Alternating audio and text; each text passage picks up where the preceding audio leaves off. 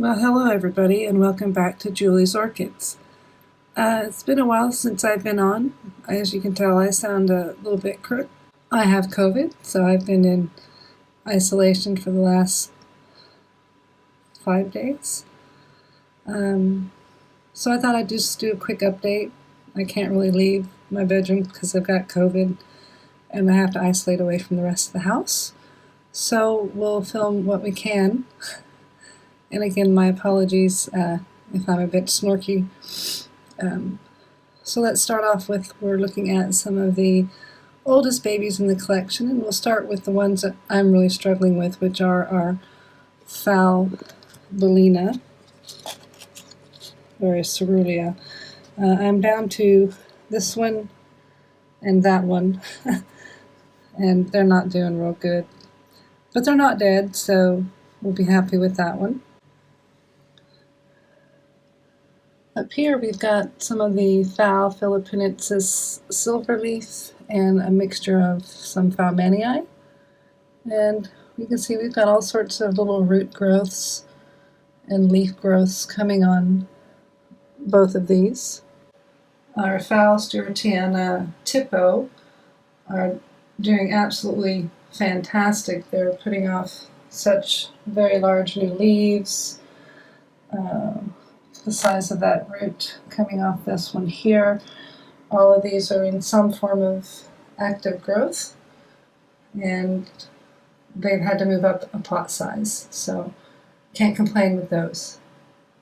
And down here we have most of the Phal manii, and these have been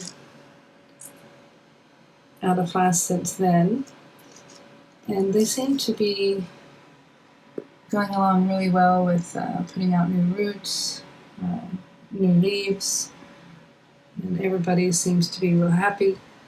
These ones came out of flask and went immediately into these bigger little pots because they had such very good seedling roots. You can still see those there. These are our Phal modestas. It's wintertime here in Perth, so these aren't growing super quickly, having been out of flask, but they are putting out new roots and some new leaves. We have had a little bit of death, but I think you get that with about every flask. Now these two little fellows are the Neopapstopetalum zygopetalum crosses that I made a Facebook trade for, and these are just coming along famously. They got all sorts of new roots going down. They're really liking their setup. You can see that one even's got a root coming out right there, so these ones are going along really well. All of the Acioclades maculata had to be up-potted because their roots were growing along quite so very well. Since the up-pot, I'm starting to get some leaves browning on the older pseudobulbs, but the newer growths still seem to be going along fine.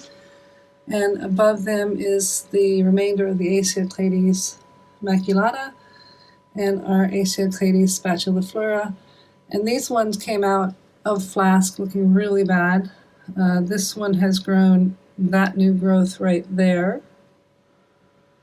And we've got a few of them that are starting to put off new growths here.